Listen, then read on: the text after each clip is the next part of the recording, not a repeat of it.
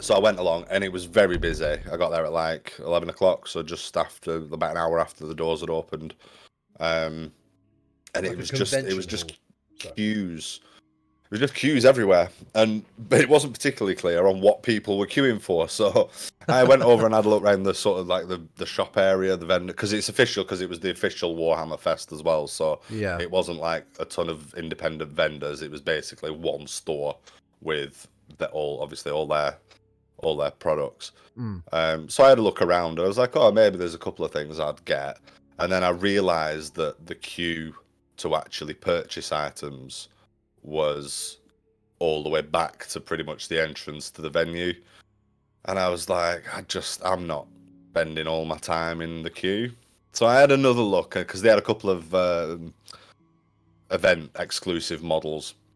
And I thought, well, if there's anything worth getting, it's them, right? This is the only place to get them. Sort of like the promotional stuff that you can't get anywhere else. Yeah. Like con exclusives. Yeah. So they had, I think it was at least three models that I saw. I don't know if there were any more that I didn't see, but I think there were three different models, and I wasn't interested or inspired by any of them. So I was like, yeah, I'm not really bothered about doing that either. So I'd look around. They had a bit of video gaming, because there's a couple of new Warhammer related games either about to launch or have recently come out. So there was a couple of video game sections set up, but again, to play anything, you'd have been queuing for like an hour at least. Yeah, it's and then I guess the fact it's a Warhammer one itself rather than say tabletop models convention. Yeah. It's very niche, and it's like those the hardcore Warhammer. Sure. So it was cool. I had a look around, but I was like, I wasn't playing in any of the games.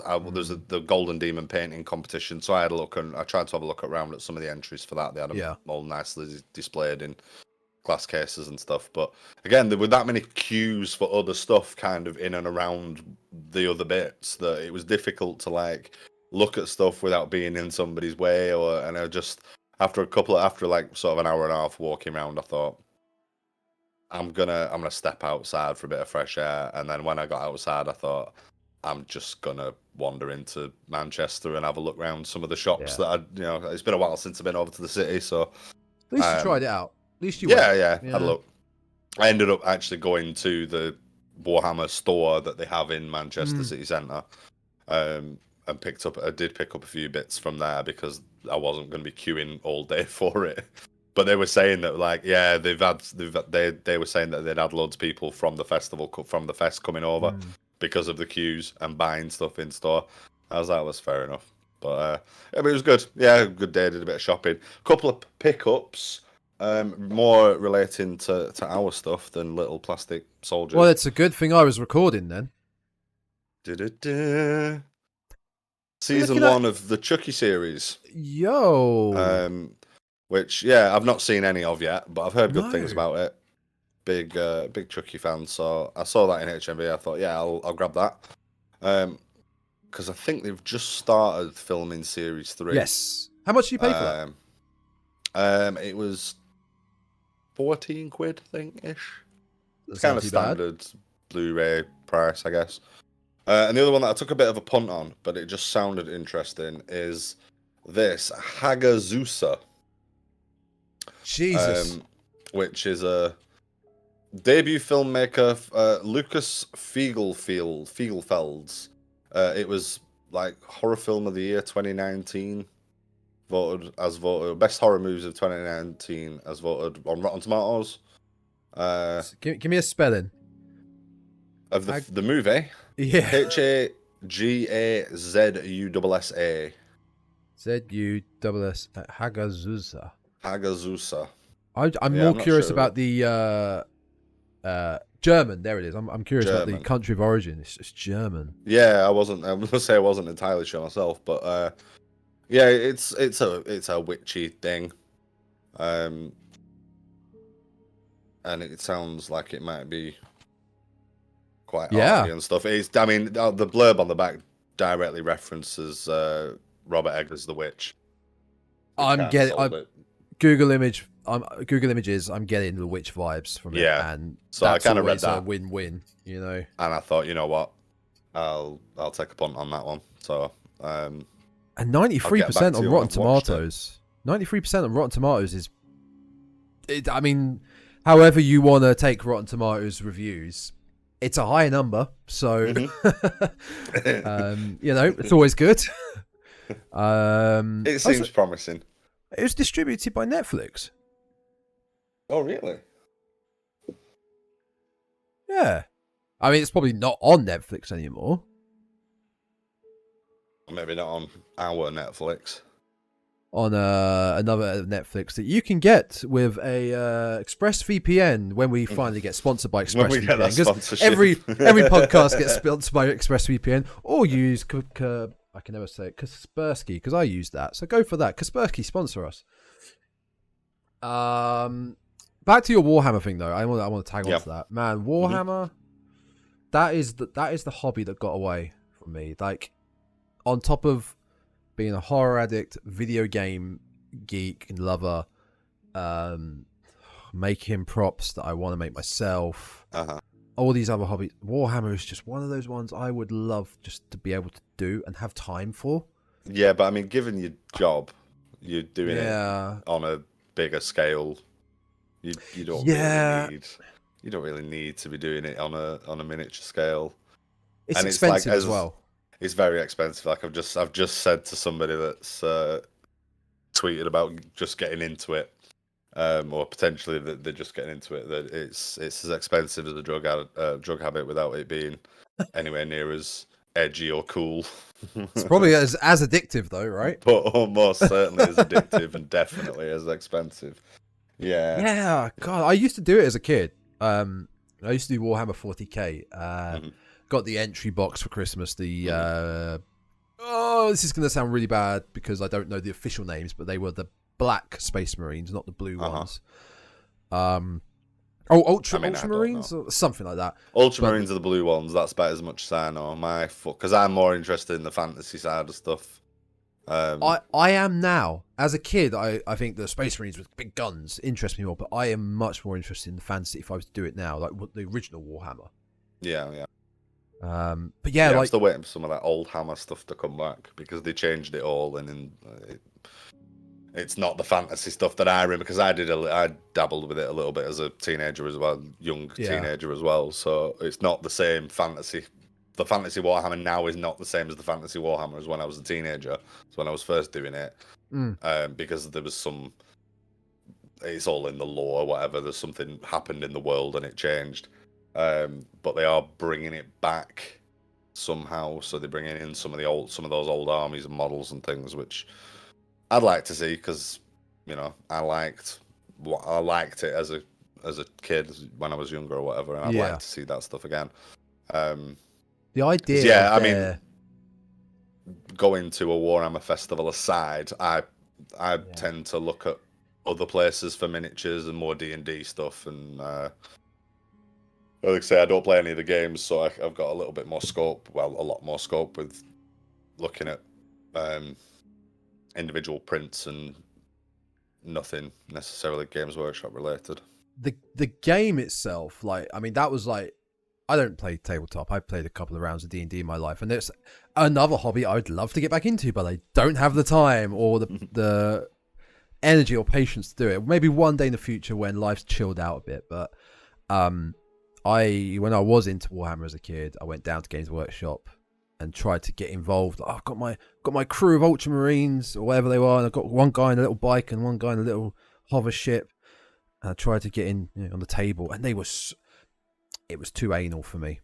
It was far too... Guys shouting to me going, that's not 12 inches away from the edge of the board. Like, hey, I'm 12, 10 or 11. Something that kind of put me off playing it as well.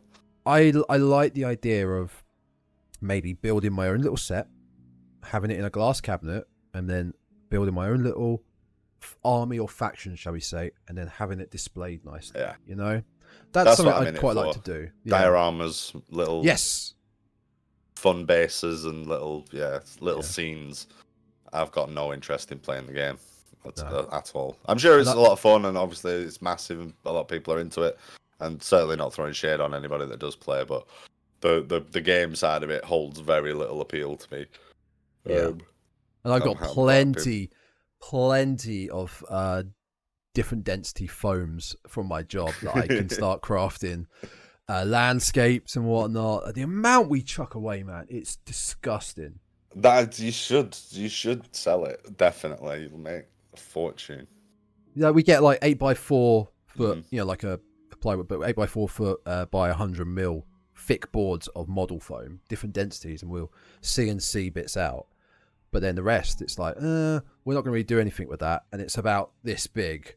Yeah. I was like, oh, just chuck it in the skip. Are you what? No, that's going under my bench Yeah, until I can figure something to do with it. I That's can't bear to see it get chucked. Flog it to the Warhammer nerds, the diorama makers, and the tabletop terrain people. They'll snap it up. Yeah, I was just thinking, like, I'll get a plywood board, stick a load of poly blocks on it, get a craft knife and just cut it all out, make a rock formation, cover it in plaster or something, and there you go. You've got a basis of a mountain or a rock formation. That's what you do. It's Or you could go one step further, which is something I've done, and actually gone out and collected a bunch of rocks and dirt. And what you do is you collect all the rocks and the dirt, and you glue it onto your board, and then you paint it to make it look like rocks and dirt. That tends to be what you do. Genius, mate. Genius. You get the real stuff, and then you end up covering it in a lot of paint to try and make it look like what it is. The real stuff doesn't look like the real stuff. It's not real, not in the same sense. No, it's very silly. But it's like that Simpsons episode where they're you don't use cows, you paint horses. That's it. Cows don't look like cows on film. They don't look like real rocks. Don't look like real rocks in dioramas. You've got to tape a bunch of cats together. Oh, welcome to the Warhammer podcast, folks. For the next hour and a half, we'll be discussing how we can't afford lots of Warhammer and how much we want to play Warhammer. There's no time to paint any of the stuff that you have bought. I say, looking into the corner where there's about 100 quid's worth of unopened model boxes, at least. Yeah, don't you make me want to get into it. Well, we found the time for this, and we found the time to go view today's episode's beautiful film. Welcome back to the Dreadcast, folks. It's episode 39. 39. I think I'm checking. 38 was last week. Yes, 39. The higher these episodes are getting, the harder I am remembering which number we're actually at. Yes, welcome back to Dreadcast. Definitely 39. Does that mean is this the 9th one that I've done now? The 8th one? Yes. Yes, it's one of those. Yeah. One of those. Yes, Aiden. An answer is that. I think it's the 8th one. I'm gonna check. You came in Child's Play, right? 1, 2, which was 3, 31. 4, 5, 6, 7, 8, 9. This is your 9th episode. 9th one. You've nearly hit your decade of nice. Dreadcast features. And it's been wonderful having you here. It's been wonderful to be here. And this particular episode was a wonderful film to watch. This is a doozy. This is going to be a banger. I think we're both big fans of this particular franchise, aren't we? Yes. But just quickly before we get into that, I want to say thank you to everyone again who has viewed the last episode, Horror Cliches, the Good, the Bad, and the Ugly on YouTube. It's been great. Thank you for checking it out, giving the likes, and downloading it in the audio platforms. It's doing well, and so are all the past episodes. So yeah, thank you very much. I don't think there are any other shout outs this week. I think we just need to get straight into the meat and potatoes of for one thing, let's try and get this recorded by dawn. See what you did there. Dead by dawn. So yeah, today, folks, we are talking about the Evil. No, it's not the Evil Dead. I've already butchered it. We're talking about the Evil Dead Rise, folks. The latest Evil Dead movie, Evil Dead Rise. 10 years. I've just realised it was 10 years after. The last one. The reboot. It was so long. So I said to you, we both saw it this week at the cinema, and I said to you, I'm not going to tell you my opinions on it, and I said to you, don't tell me your opinions on it until today because it's better. First thing I'm going to ask you. Did you like it? Yes. Yeah. Cool. Very much so. I did. Cool. Yeah. I agree. I I would preface that as well with, I thought it was great, but I preferred the 2013 remake. And I would agree with you 100%. Yeah. I felt... Can't fault Rise. Very much enjoyed it. Yeah, you can't. It was the same. It kept the same tone as the 2013 one. Yeah. I think most of our comparisons are going to be to that 2013 one, because that's it's that a part of the series that it's following on from, isn't it? Yeah. So yeah, very much agreed that it was a great addition. It did some things slightly differently. It did some things the same. But 2013, it didn't quite have the same impact as the 2013 one for me. No. I also, the thing with 2013, I still don't think it gets enough praise. I think it still falls in line with everyone's sick of reboots and remakes of horror films, because genuinely they're crap. They are crap, and I don't think a lot of people give it credit. T had never seen it or seen the trailer, and I remember when I showed it to him, he was taken back by it, and I think a lot of people were, because they see, oh, Evil Dead, didn't this come out? No, it's a remake. Oh, God, really? Again? If it was titled, like, thankfully they titled this Evil Dead Rise, it's its own film. Yeah. If the 2013 was called just something different, it might have had a better impact. I think. A better reception. But I mean, yeah, I agree. But it I mean, it is the Evil Dead, isn't it? The 2013 one is it is the same film, in broad strokes. It's kids going to a cabin in the woods, and unwittingly, yeah, it's the reboot from, or it is a reboot of that film. Yeah. Broad strokes, it does follow the same plot, but this one, going into it, I was wondering how it was going to follow on, how it was going to tie into it. Did you think or assume it was going to? I thought there would be a link there beyond it just being an Evil Dead movie. I thought there'd be, I wasn't sure. How, I mean, sort of after the fact and doing a little bit of sort of reading and digging in prep for this evening. Yeah. It makes sense to me. I'll talk about that in a little bit more detail later on. But yeah, I was just expecting, I don't know, there'd be some, probably through the book, probably through the Necronomicon, how the Necronomicon gets to the family in Rise, would have some sort of follow through from 2013. I think I did think that myself, like with the trailer. Obviously, I remember in pre-production where reports and reviews came out saying, "Oh, this is now set in a high-rise building, it's not in the forest." And I'm thinking, okay, how are we going from this to that? How we? But then I'm thinking at the same time, everyone died in 2013, apart from Mia, who we don't know what happened. We don't need to know what happened. No, because what they've done with this is they kind of treated it like the Bond series. You've got Evil Dead being the name, but it's kind of like each film is its own novel. Yeah, its own installment in the same context. Yeah, don't get me wrong. I'm not disappointed that there was no follow through, and it doesn't. I don't feel it necessarily needs a follow through by any stretch. It works as a standalone. But yeah, I just thought there'd be some like reference to the 2013 film through some sort of through a callback, a reference, a recording, a picture, a newspaper clipping. There'd be something linking it, and it wasn't until, I guess, post the title card sequence, I guess, is when I kind of thought, all right, something's gonna happen. And then my next thought was like, oh, where's the book? When's the book going to appear? You know, because I mean, the opening scene, that pre-title card bit. Oh, let's just talk about that now. I've got a few things before we get into the film, but let's talk. That title card reveal was super. It was brilliant. But that's kids in the woods. That's kids in the woods, you know. So I figured, kids in the woods in a cabin.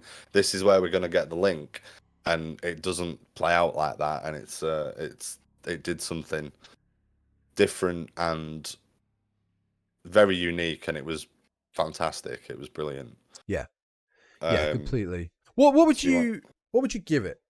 What would you give it a rating? The film. Oh, okay. It's like a out of 10. I've gone for an out of 10 and a school grade, like an academic grade. Okay. For both, I've got 2. Out of 10. I'd 7.5. Exactly what I got. Yeah. It's exactly what I got. It has I do think it has a couple of issues, and I say we'll get into them as we'll get into him. Overall, enjoyed the hell out of it. I'll definitely watch it again. We'll add it to the collection. Great entry for the series, but there's a few things that were a little bit meh. They could have gone harder on. They could have left out. You know, it's not perfect. So yeah, you know, B-, 7.5 out of 10. B-. I've got. That's exactly what I've got. Exactly what I've got. This is great.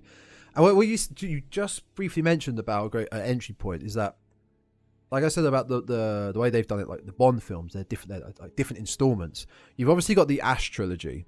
Now, don't get me wrong, they're great, but as good as Army of Darkness is, it's not as good as 2 or 1. Army of Darkness is kind of its own thing. Exactly. All together, it's a totally separate little. But they could have fallen down a bad, I don't know, timeline where the films they kept progressing Ash's story worse and worse. Yeah. And you couldn't maybe start Army of Darkness if you wanted to get into the franchise. Evil Dead 2013, you could start there. You could start at Rise now, or you could start at 1 or 2. Really, so there's some good entry points. An interesting little theory that I read earlier, because Bruce Campbell has a cameo in Rise. You know that. Now, as we were just talking about this before, we both watched it at cinema. It's harder to take notes at cinema, so we're having to remember a lot of things. There's a lot of things I haven't remembered, which will probably pop into my head as we're talking now. So go for it. So Bruce Campbell's cameo in Evil Dead Rise is audio only, and he is one of the voices on the vinyl recording of the priest talking about the book. And I think he's one of the, if I remember rightly, the priest is saying how we can use this book and we should study it, and it's essentially he's appealing to the heads of the church for permission to investigate the book. And one of the negative voices in response that says like, no, it's evil, it'll destroy us all or whatever, is Bruce Campbell. Okay, that's cool. Now, that's cool. So that is his little cameo in the film. Now further to that, I think Bruce Campbell himself has said, or somebody close to the movie, I forget just who it was, has said that might not necessarily be Bruce Campbell just doing a cameo as a character. That may in fact be Ash himself. Now, doesn't really hold up because it's in the 20s. I think that recording is supposed to be like 1923 or something similar. So it doesn't exactly work. But another sort of interesting theory that I read about earlier is that the 3 Necronomicons that Ash comes across in Army of Darkness. Yes, love that bit. Play into the Evil Dead universe that we have now. So Ash's story revolves around Necronomicon number 1. Mia in 2013 is dealing with Necronomicon number 2. No. And the family in Evil Dead Rise are dealing with Necronomicon number 3. Because all the demons are slightly different. And this is a little theory. I don't know who's dreamt this up or how much weight there is to it or anything like that. But it's a fun little theory, and I think it deserves mentioning because that's fantastic. It works. It's nice. I liked it. But yeah, it's so and the priest on that recording in Rise does say that it is one of 3 books. I think he says that this Necronomicon is one of 3. So yeah, so that's how we get the 3 different That is either however you describe it, a fantastic theory or speculation or Yeah, what. I mean, I can't take credit for it. I just found it in doing a bit of googling. I'll dig out the link and I'll send it to That's you. brilliant. Um, If they went with that and followed it, it would be brilliant. But I It would think tie that's great. all together. It does. It ties it all together nicely. It works. It's a neat little package. Apparently, there is a Necronomicon in Ash vs. the Evil Dead. I never got around to seeing Ash vs. the Evil Dead. But after seeing Evil Dead Rise, I do plan to start watching it because it's meant to be fantastic. But I'm looking at I'm looking at all the different Necronomicons from all of them, and they obviously start. I don't want to say goofy, but they start dirty and disgusting and goofy in the first one with the front cover looking more like the face, and then they get face. Like the reboot 2013 and this one are pretty much just tattered books. Although this one has the teeth. This one has the similar teeth, to the Harry Potter. They're very similar to the Harry Potter. I got immediate Harry Potter, but I liked it. I thought it was a cool little design. So yeah, going back to that little theory is that it's 3 different books that each are related to 3 different demons. Yeah. This one being in Rise being known as the Marauder, whereas I think it was the Abomination in 2013, and I have no idea what ultimately it is in Evil Dead. They probably not thought of a name for it. I really like that. I had never considered it. No, not something that occurred to me either. It was something I read earlier, and I thought, oh, I'll mention that because it works. It's nice. It's a good little theory, a good little notion. It does work and it is nice, but at the same time, and I noted this down, and this is something I talked about. I remember to a friend when I went to the cinema, is that I like that they're individual stories, but every fucking film nowadays has to have this is Marvel's fault. Has to have a multiverse, a long franchise. This doesn't need to be. It works individually, but I like if they did that. They kept the sort of chain between each one, but didn't focus in on it. Say like the next film is all 3 heroes together. Just keep sprinkling. Yeah, no, I don't want that. No, just keep sprinkling that they're linked somehow. Mm-hmm. But that we don't need a multiverse. And not everything needs a fucking multiverse. Well, I think it's what I can't remember just which game it is, but one of the Evil Dead video games ends with the Necronomicon becoming a bestseller. And basically it has that sort of oh no, I slept too long, like cliffhanger ending from the end of Army of Darkness. Yeah. And the game ends in a way that like Ash comes back through a portal to find the city deserted and the streets and everything's all smashed up, and he's like, oh, where is everybody? Looks in the window of a shop, and there's like tattered banners for the #1 bestseller, the Necronomicon. So arguably there's a whole library of Necronomicons out there, each tied to a different demon, which means we can keep churning out Evil Dead films. And, I have keeping them fresh. I have Hail to the King on the PS1, the Evil Dead game. Yeah. Don't know if that's the one. I can't remember the exact title. It may well. Is that the first one that came out? I think so. Let me just check. There was a couple, wasn't there? There was. And obviously the Evil Dead. I want to call it the Dead by Daylight game because all these horror games are basically Dead by Daylight. You know, like the Friday the 13th, Dead by Daylight, Texas Chainsaw, which is it's going to be the same. It's going to be the same.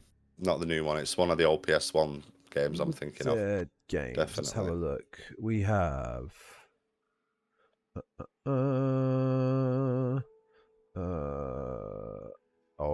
It's just showing. Hang on, we'll come back to that. Because I'm going to have to do some research on that. Where were we? I think it was Hail to the King. I think yeah. I think there was a PS2 one as well. There was Fistful of Boomstick. Yeah, of course it was. Which I have and I've not played, but I do have a copy of it somewhere. I'll have to hook it up. Man, I've been going back and forth, just trying to decide on if I can justify buying the 2013 4K collector's edition of Evil Dead. Yes, you can. Man, it's 40 quid. I would. I'm definitely getting some sort of special edition of Rise. I really want to build a good Evil Dead collection. Have you seen now. the I've seen the steelbook. Yeah, you sent me the link for it. Yeah, I did. Yeah, it's beautiful. Very nice. Yeah. And I showed you my collected DVD edition of Evil Dead 1, didn't I? It's the actual Necronomicon like leather book. Have you got that as well? It's like a rubbery leather. Oh no, not leather. It's rubber. Yeah, latex book. Yes, 1 second. He's going to get it, folks. For the audio listeners here, Aidan has left his chair. He is standing up. Oh, he's climbing. Oh, all the books have fallen on him. He's trapped under the books. He's found the Necronomicon, but he is trapped under all the books. There it is. That one. It's the Necronomicon that has done this to him. It was cursed. He is very trapped high under up on all the the shelf. books. Oh no, he isn't trapped under all the books, folks. I was just lying. With the little ear on the back. That's what I got. It's great. It's really It good. is, I'm glad you found yours because mine's in storage somewhere still.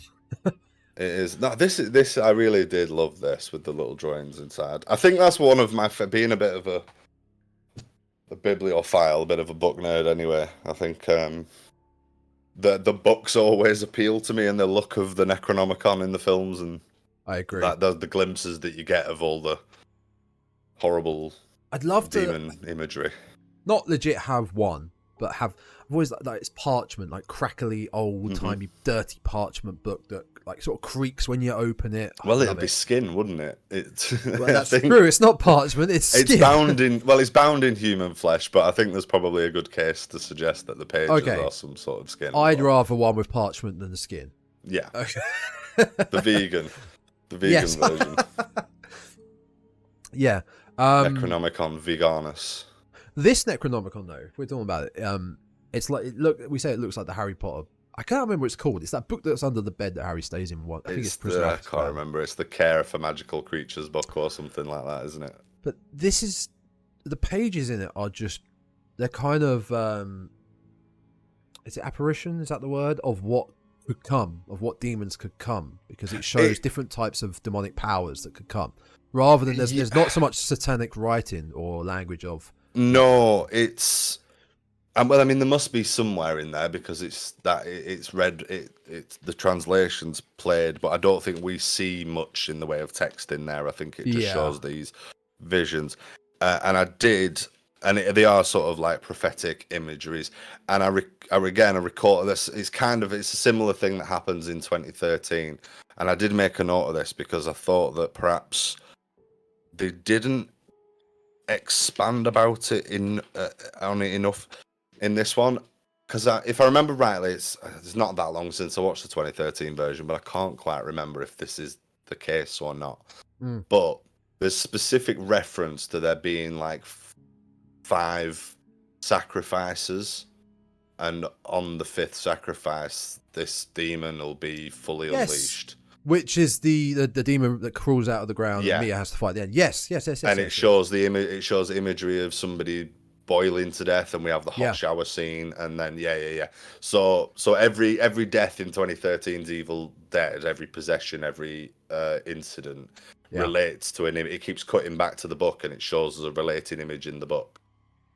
There's a little bit of the same sort of thing in Rise. There is, but it's not expressed explicitly as being. These are the events that are going to happen, and I'm pretty sure in 2013's Evil Dead, it's specific. Somebody either reads it or it's mentioned in the recording that 5 people are going to die, and when the 5th person's dead, everything's over. The demon's fully unleashed, and it's not as explicitly mentioned in Rise, but essentially that is what's happening. But the final thing is the end demon, the demon's final form that we get. Yes, I want to talk about that at some point soon. Yeah. Well, let's talk about it now. Yeah, fuck it. Let's talk about the crescendo, the big finale. Let's go straight to the finale. We'll talk about the finale 20 minutes in, wherever we are. But what did you think about that? What, let's call it the Marauder, because I believe that's what it's called, the final form. I had no problem with it. What I did like about it is that how they shot it. I like they didn't put any like harsh lighting and the camera straight on it at all points. It was very subtle, You saw some arms creeping out. Then you saw the silhouette of it, and then it was really towards the end when it was in the when it was in the chipper. The chipper being Fargoed. You saw a lot more of it, but I preferred that. You don't need to see everything of the monster.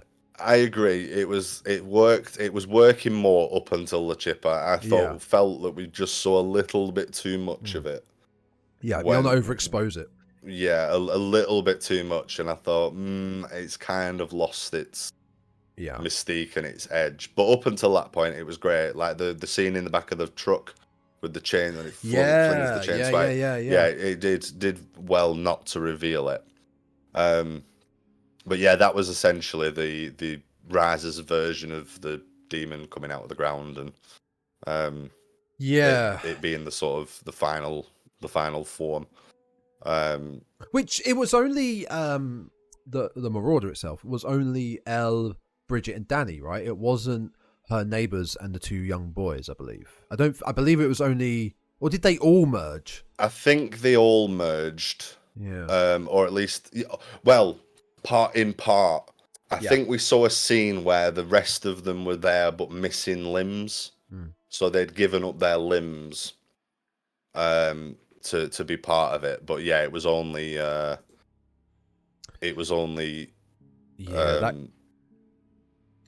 Mia, not Mia, Danny and Bridget. That got a bit society at that point when they're just sort of merging bodies into one. I liked it. It wasn't too goofy in a big crazy end of the thing sort of monster. It wasn't too big. It was probably a couple of bodies size. There was a couple of bodies merged together size. It wasn't overpowering. It was defeatable. Didn't have supernatural powers in a way. No, it wasn't like it wasn't like a OP thing. I mean, look at the end of Evil Dead 2, the tree. It was just creepy, yeah. Look at the tree. Trees can be scary. When it's got a face as well, right? Yeah, it did have a big goofy face, I believe, yeah?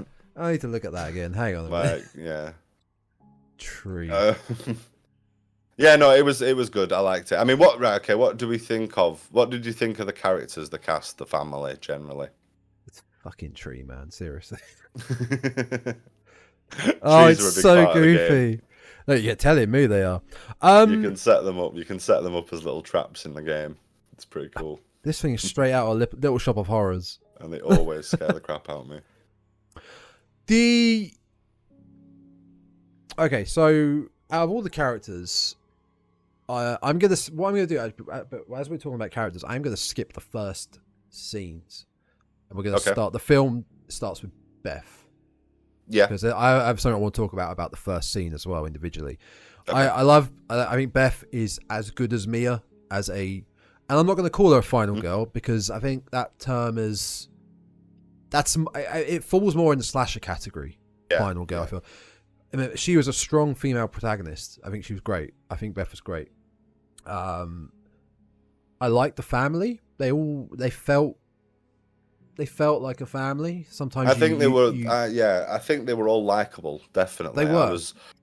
I was expecting at least one of those kids to be like horrendous, but they were all reasonable. They were decent. I mean, they were a very sort of quirky family. They were a bit of a. They were all very different. Yeah. We had Ellie being a tattooist, and then Mia's I keep calling her Mia. Beth's a guitar tech. Bridget. Bridget is her daughter. Sorry, Bridget. Yeah. No, not Bridget. No, Beth, the sister. Oh, sorry. I thought, Beth, the sister. Yeah. Bridget, the daughter. Yeah. And then, Danny had the DJing thing going on. And then the little girl, Alyssa, was cutting the heads off dolls and making weird props and things. So they all had some sort of quirky, thing going on and being a bit edgy and alternative. I liked it. They lived in this weird, decrepit building. Man, all the words that just came out your mouth, there's 10 segues there to notes that I've written down. So I'm trying to remember them, but the people, what I've noticed with this film which kind of solidified my thought on the characters in Evil Dead. That for the most part, there aren't that many unlikable characters in Evil Dead film. You think about corny slashers. There's always like dickheads that you're like, oh, I can't wait. Fodder that you want to get killed. And yeah. Even the Evil Dead franchise, and especially this film, it's a quite bleak story where not a lot of people survive. Like you get to know these people, this family. There's nothing wrong with this family. They're struggling, but it's not a happy ending. It's not a horror film with a happy ending for them. Maybe the little girl and Beth, but this little girl her family has just become a monster in front of her, and Beth has only just survived, and it's like they just get wiped out. And it's the same with Mia. Her brother, her best friend, her other friends just gone while she's recovering drug addict. Yeah. There's not really a happy ending. Mia, no, she loses her arm. Is it her arm? She rips her arm gets trapped under the Jeep. It's her arm. Rips right. And it I knew off. there was some loss of limbs. But I like that. You kind of expect a kill count, but that's what you more get. You more so get in slashers. This is. I want to say everyone's fair game, but you don't want to see everyone be fair game. Slashers, you've got your primary character, your protagonist that you're like, you're probably going to survive, but everyone else is ready to be chopped up. This, you're like, no, oh no, Bridget, oh Danny as well. Like, I mean, talking about everybody being fair game, they're kids. Yeah, that's the other thing. Yeah, kids generally don't. Kids generally do make it through horror films because that's a line that is rarely crossed. Certainly on camera. Depends how old they are, though. I guess they are. Yeah, they are sort of teenagers, but they're not the usual sort of age of teenagers that would be fodder in horror movies. They're still the younger. Mid-teens. Yeah, okay. I it's probably because we've got the presence of a mother figure like actually there, and they're not out their own that makes them seem younger. But I think for a good sort of beat of the film, it was sort of teasing whether they were going to cross that line and definitely go down and sort of have it in for the kids, and then they definitely do. They definitely crossed that line and went for it, which should happen. It would have. I think it had suffered a lot if they had have drawn that line and not crossed it. I think it would have been worse as well if, say, Bridget and Danny didn't turn, but they were severely injured. Mm-hmm. Say they were all on the escape. Bridget gets attacked by Elle. Spoiler: Elle's very much possessed in this film. The mum, and she's like, "I can't go on." She tries to fend off Elle. Bridget tries to fend off Elle while they escape, and then Bridget gets killed. I think it's better that Bridget got possessed and turned into whatever the hell she was, rather than being killed as a fully human. You know, that you can kill a demonic possessed child more than you can kill off a conscious human child. It's easier. That's how you get away with it. That's this. Yeah, they did that. Yeah, they made sure that it was a monster first. But I'm glad that they went there and we got them. I mean, the Deadites were great.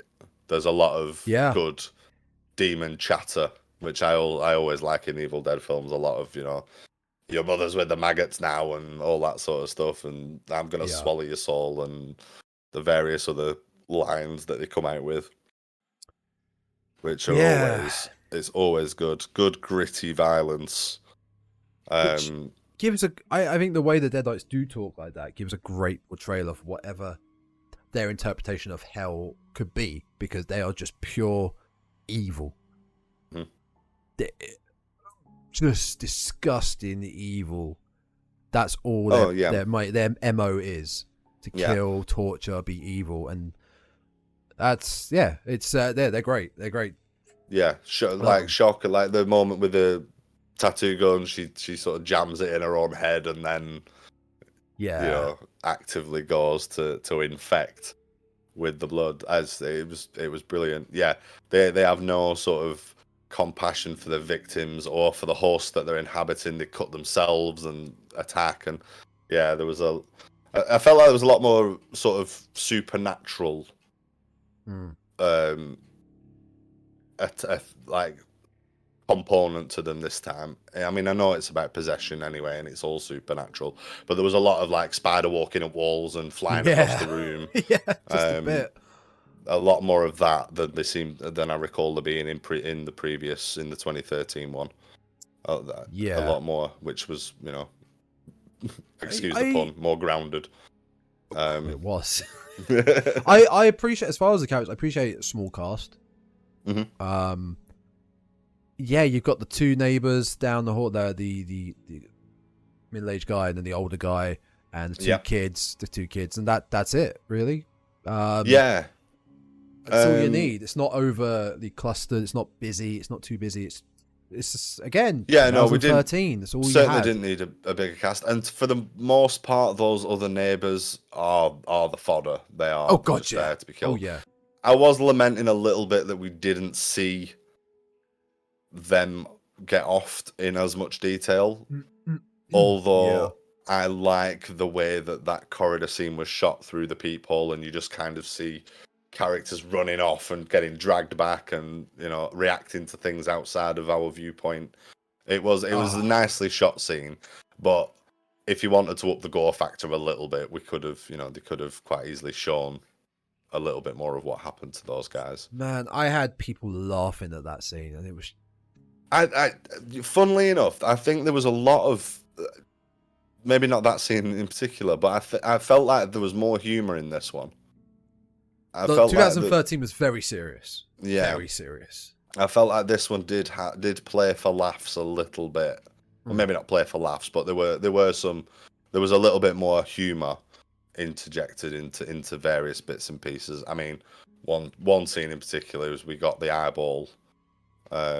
Yeah, that was pretty goofy. Bit short, which was a nod to Evil Dead 2, wasn't it? Yeah. But there was a couple of things. I can't remember what it was now. There was something that was probably only happened in my screening. But as I said, watching it in the cinema, there was a couple of people along the same row as me that were a little bit noisy at various points, a little bit irritating. But at one point, I think it may have been the cheese grater. No, it may have been the cheese grater scene, or possibly the scissors stab. I forget just which. Yeah. But in a very broad East Lancs accent, a woman sat a couple of seats down from me just went, "Bloody hell!" Which I couldn't help but laugh at. That's brilliant. But... See, that's do you know what? That's a fine reaction in a cinema. I don't mind people that would be like that, because they're reacting to it rather than giggling at something that doesn't need to be giggled at, because these are clearly people that either don't get immersed with horror, which is up to them, but it takes me out of it. Yeah. And when, like I said, when people laughed at this, the through the peephole and the hallway scene where a kid's getting flung across the room, I'm like, I don't really find this funny. I mean, that wasn't a funny scene. That wasn't meant to be a funny scene. No, but I think I do feel like this one did have a few lighter moments. Yeah, definitely. Than the 2013 movie did. When we were briefly talking about these characters, one note I did put down was this apartment layout was wild. Like, for an apartment, it felt all over the place. It's just a little nitpick, but like the doors to Danny's room were like glass dining room doors or whatever. Yeah. Like, I want to say it felt very bohemian, very, very cool, very. Well, that's hippie, kind of the vibe of the whole apartment, anyway, wasn't it? It was all, and I think sort of testament to it being this sort of older building. That's it. Yeah. That may or may not have been an apartment. Yeah, it was odd, but another thing that I think they could have maybe gone a little bit more into was the fact that it was a different setting and we were in this apartment building. Yeah, it's a nice change. It is a nice change, but I felt we could have maybe seen a little bit more of it. Now I know of the whole building. yeah. Hmm. I just it may have worked, it may not have worked, but obviously in all previous iterations of Evil Dead, Army of Darkness aside, because that's its own thing. Yeah. Isolation is obviously a big part of it. We've got a cabin in the woods, the remoteness. That's that's your horror. And we've got a cabin in the woods, and we've got another cabin in the woods. Yeah. And this one, all of a sudden, is in a city, in an apartment block, and you think, oh, okay, different setting straight away. And okay, it was shut down. We had the earthquake. The elevator wasn't working. The stairs collapsed. It was an old, decrepit building. Yeah. And they limited it to one floor, and only a small part of that one, essentially one apartment and a corridor and the garage. Maybe they could have done it a little. They could have explored a little bit more of the building. Had maybe a couple of floors, neighbors being on, even just the floor above and a floor below. Just you make use of the fact that you've got. If you're going to go to the trouble of having a different setting, why then restrict it to just a few rooms and a corridor? I agree. I agree. It would have been maybe nicer if they'd have explored the fact that they were in an apartment building a bit more. You could have done a raid/dread vibe with this film. Both films isolated in a building, but they utilize it. But those two films, they're working their way up. Like the raid, little things like one scene where they're trapped in a room, but there's a hole to the next floor up. So knock over a refrigerator and climb up into and you just start sort of snakes and laddering your way through the building a bit more.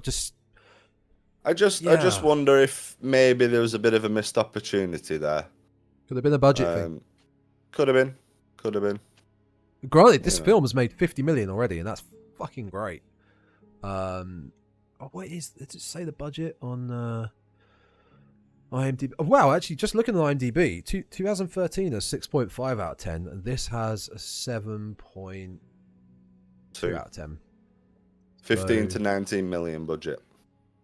Wow.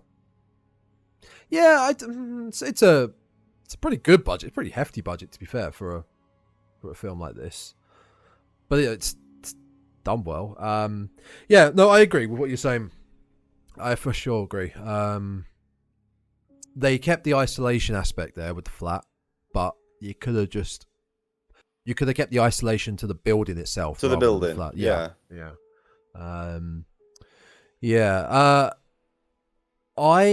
One thing I noticed, in fact, no, I'm going to get this out of the way before again. This is one more point just about the film as a whole. The marketing itself, I felt after watching the film, I felt this. The marketing was far too focused on possessed L. Mm-hmm. We got to about the second act of the film, and I felt like this is just the trailer expanded. Yeah, the whole second act. I'm like, you could have just quickly sprinkled in glimpses of possessed L, but even like the posters are front and center. Hugging her kids, and it was a bit too much. I think a bit too giving it away early. I think. Early. Yeah, I think so. Am I right in thinking that Alyssa Sutherland's the biggest name in this film? I didn't recognize anybody else. Yes, I believe the woman that plays Beth. It's one of her first. Is it one of her first roles? Lily Sullivan. Previous. It's probably one of her. It's probably her biggest role. I think. Yeah, it's probably her biggest role. I think it is. But yeah, there's not too many big names. I mean, that you could say that again for 2013. I don't think they really got too many big names for that. No, true. I mean, I don't think the franchise. Obviously, Bruce Campbell is a big name because of the franchise. But yeah, I think that's. Excuse me, that's the way it's always been. It's a good thing if the casting is done right and they really pick the best person for the job. I think that's better than picking a known name. Oh yeah, for your horror film. Oh yeah, don't get me wrong. I don't think. I just wonder if that is a product of the marketing focusing on Ellie being possessed is Yeah. a byproduct of the fact that it's Alyssa Sutherland and she's the name. Yeah, it could attached to be. the movie. It could be. Yeah, I know it's quite a nitpick. I know. I just felt the trailer. I remember we watched the trailer. Was it me and you? It was one of the first bits of content we did together. Yeah, I remember watching it and seeing it on TV a couple of times before. Actually, no, not on TV, on the computer. Why would they put that on TV? I think the shot of her when she's first possessed, and she's cracking the eggs in the pan. That is a great few shots / scene, whatever, clip to put in the trailer. But her jumping out the bath, screaming. I felt like I saw that jump out the bath a lot. Yeah, trying to attack Beth. Like, was everywhere. Trying to attack everyone. You get so much of an impression from the trailer going, okay, this is pretty obvious what's going on now. And I was kind of waiting for a lot of that stuff. I wasn't really getting many surprises until... Well, I mean, that goes back to the thing I was saying about whether they were going to cross the line and kill the kids or not. Because it felt, up to a point, it felt like it was going to be the four of them running away from LA for 90 minutes. When Bridget first turned, I was like, okay. Just going to be that. Yeah. Yeah. With it, increasingly just getting more and more injured, but Ellie being the only possession in the film. So I'm glad it wasn't that. And the other ones, I'm just trying to remember how did Danny go? How did Danny get got? Get got. Can we just take a break for a second? Yeah, sure. Yeah. Mate, I'm absolutely bursting. Once. No worries. I was waiting for a quiet time.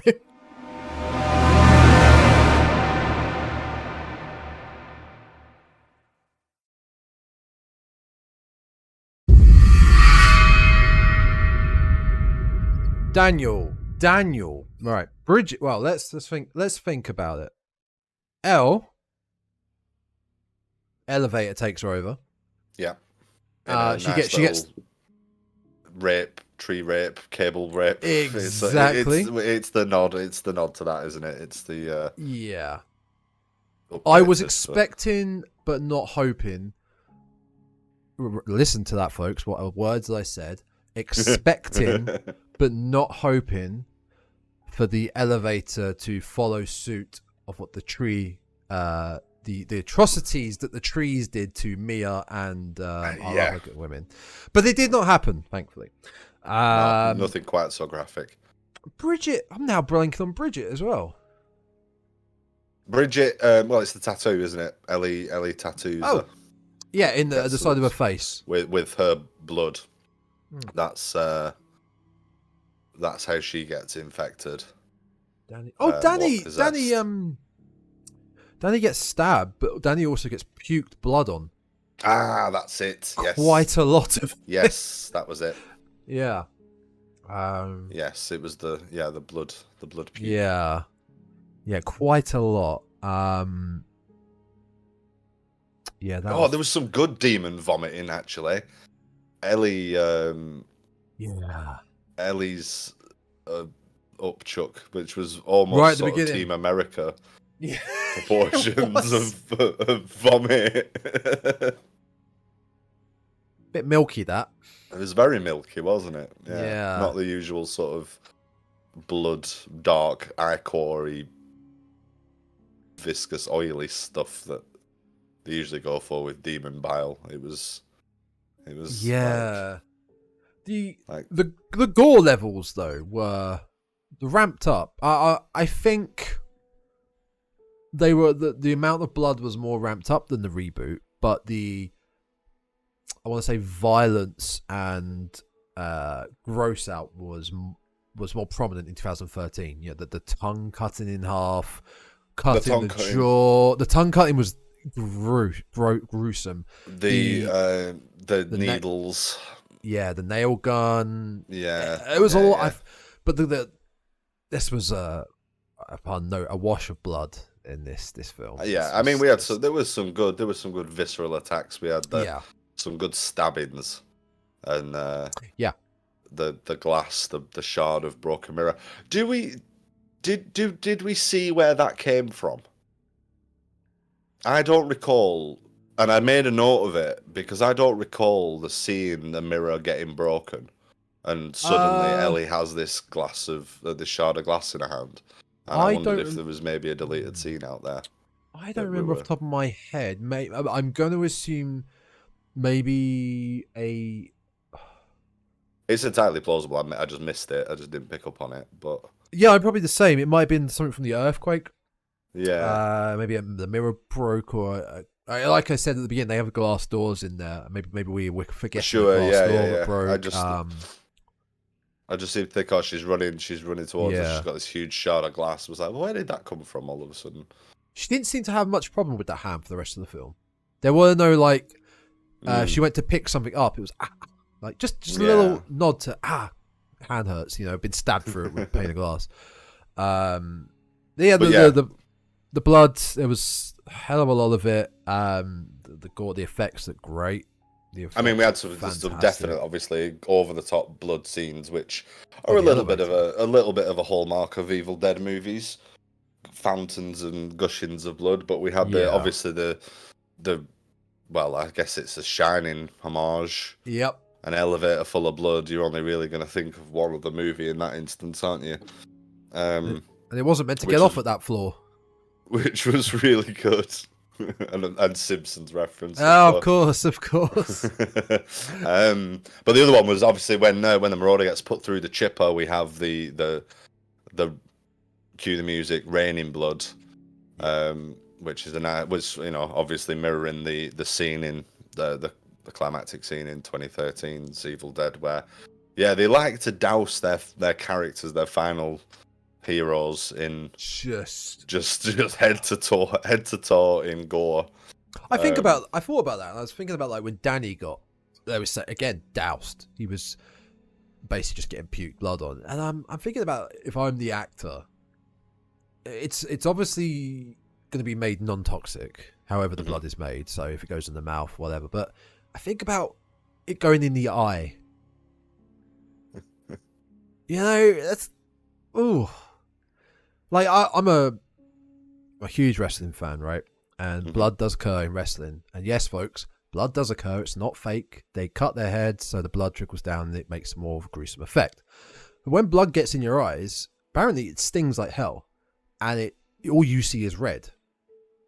All right? And that's from your body. But if a man-made substance, whether it is non-toxic or whatever it is, gets in the eye, that's got to sting like a bitch as well. I mean, I think pretty much anything getting in your eye is going to sting, isn't it? And you see Danny, it's forcefully being... He's getting a load blown over his face, basically, of blood. And it's just relentless. And they don't stop coming in. They don't stop coming. And he doesn't. No, and he's not having a good time. But I just think about that, and it's like, God, that's quite a commitment for an actor. It's got to be uncomfortable. I mean, I think the worst bit is it'd be the stickiness, it'd be the after effect, and like if you've ever had a drink thrown at you or spilled over you or something like that, and you just got sticky beer all over, or just anything like that. Yeah, not good. Although I did read that in the elevator scene, because I think there's quite a lot of work involved in that, different levels, having the different levels of blood and shooting it to make it look full, and there was quite a lot went into it. They used warm liquid, whatever they used for the blood, it was warm to keep the actors from getting cold, which I thought was a nice touch. That's nice, yeah. Because I imagine it'd be quite comfortable because it's kind of gloopy and warm. I think might be quite pleasant. What did you think about? Because obviously, that's in one time. That's the most amount of blood we'd seen. That's the one point where you see the most amount of blood. What did you think about the consistency and color of it? To me, it felt a little bit too red, a bit vibrant. It needed a bit of green and black maybe in it. or blue, bit of green and blue maybe. I don't know. It was a nitpick. It was just a nitpick from my. I don't remember. I don't remember seeing it and thinking it looked out of place or anything like that. And to be honest, if anything, if anything, I thought it maybe looked a little bit too dark. Oh really? But, okay. Yeah, but I always think, again, going back to 2013's Evil Dead, where everything is black pretty much. All of the oozings and bleedings and stuff in that, it's very, very dark. So I always just sort of like, oh, it looks pretty dark, but it's just, I always just think it's the demonic taint or whatever, you know. There's like you know it's blood. Your mind tells you it's blood, and you accept that it's blood, but it's probably not accurate. It's not 1978 Dawn of the Dead blood. Orange. It's literally just poster paint. Have a look at this. I just found the picture. So that's the elevator scene. It's not bad. I think it's not too bad. Yeah, I don't think it was. I think it looked all right. Yeah. I mean, I think all the effects were good. Apart from just a couple of shots of the Marauder at the end, where I thought it felt a little bit. It looked like slightly iffy CGI. I don't know if it was, or I'm not sure just how much practical effects there was. I would say they blended. There were some composite images. Yeah, I thought so. And I thought, ooh, and it wasn't long. They didn't linger too much on it, but there was just the moment where I thought, oh, don't like cut. I was kind of saying to myself, like, cut away from this because you're gonna ruin it. It looked a little bit iffy. I think it was like the milky eye sort of sheen on Danny's head. Yeah, and I just thought, oh, that looks a bit too fake. But generally, the effects work was good. Obviously, there was more practical effects and wire work and stuff like that, which is always good. I mean, we had some good like spider walking and crab bending over backwards. Yeah, just a bit. That sort of classic. Oh, I'm possessed. You've got a possessed person body language, bending over double and all that sort of carry on, which I always like. Yeah, apparently this is how demons just operate. They just that's how they move nobody around. In hell walks on 2 feet. It's all back bent over. It's like the Cirque du Soleil down there. It's all grab walking. What do you think? Or comparing the way the Deadites look, because they don't look identical in the same way like the effects are done. Comparing the Deadites from 2013 to now, let's say Mia's Deadite, and when the friends become them, compared to say Elle, Bridget, and Danny. Obviously Elle. I think the Deadites, the effects and the art design of them in 2013 is a lot more impactful. It's brighter colours. Yeah, I'm just looking now, and I've got a good picture of Mia and Ellie next to each other, and Mia has got the eyes are a lot brighter. There's more yellow, whereas Ellie's a lot paler. I think red around the eyes. Yeah, and they're going along with the red hair as well. Ellie, I'm getting more of a undead vibe from. With Mia, I'm getting this is a fucking demon monster. Yeah, you know. But again, this feeds nicely into this notion that it's different demons. Yeah, it's different books and different demons. Yeah, completely. There's gonna be there is a slightly different, because they are again different to Henrietta, for example, in Evil Dead 2, or because they always went for the original Evil Dead movies, always went for the whited out eyes, and greenish skin. So we've got something different again there. So yeah, I think they look good. I wouldn't want to say one's necessarily better than the other. No, they're just but, different. But there is a difference. I don't think I'd have picked up on that if I'd not been actually actively looking now. But yeah, there is a subtle difference to them. But yeah, again, that just does it fits nicely into that idea, that notion that it's different demons that we're dealing with. Yeah, I like that. Which is it's pretty cool. And the more I think about it, the more it works. It's really good. It is a really good idea.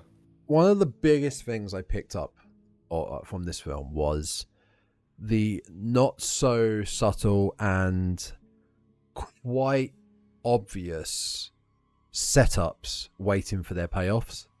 There were an abundance of setups in the first act that kind of would just, here they are to the camera. Here's what's gonna come into play within an hour. Are we talking things like the scissors?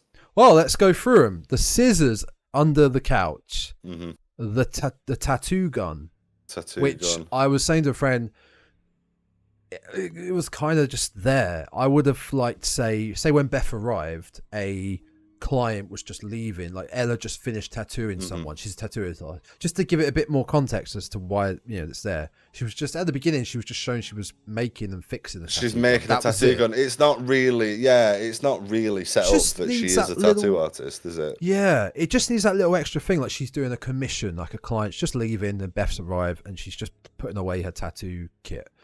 I got a list of these setups because it felt just one after the other. The staff, the doll head staff that Cassie was making. Well, I mean, the soldering iron in itself in a slightly different way, because that doesn't actually get used as a weapon, but comes in useful, comes in handy later on. Sure. Yeah. Although I've got a nitpicky thing about that, because the whole idea was, we don't have power. We can't run the turntable. Leave it to me. Oh, how does the soldering iron work with no electricity? Shut up, Aiden. It's fine. Miss Guitar Tech, tell me that. It's fine. It didn't even look like a rechargeable one, like a wireless one. You can get gas powered ones as well. And all the lights were on as well in the flat still, like the lamps. Yeah, good. I've not even noticed them. I've not even picked up on that. That is a very good point. Oh no, were the lamps or the candles? Because there's definitely a scene where somebody was lighting a bunch of candles. It might have been Bridget. It might have been candles. We'll give them that one. Yeah. Although arguably, how much light are candles kicking out, really? Oh yeah, come on. So that was the staff. You got Danny's music system, obviously a big part, plays the Necronomicon. Dope #1 hit vinyls.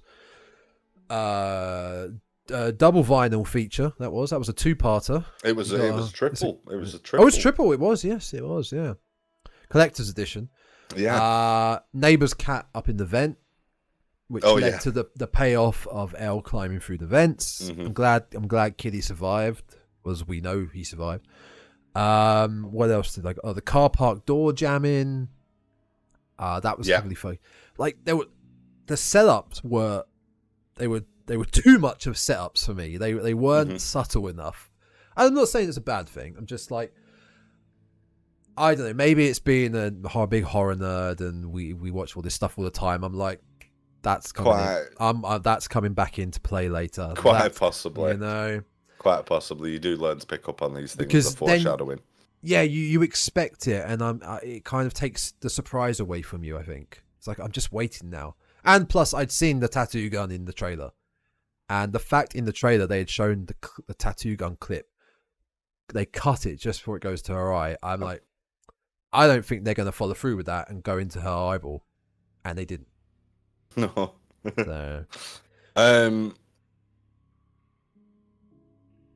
Yeah, I don't know. That might just be a product of being a horror connoisseur and looking for these things. Who, me? Although the scissors in particular were like have you got my scissors? And they like she throws them, and they make an incredible racket as they like slide under there.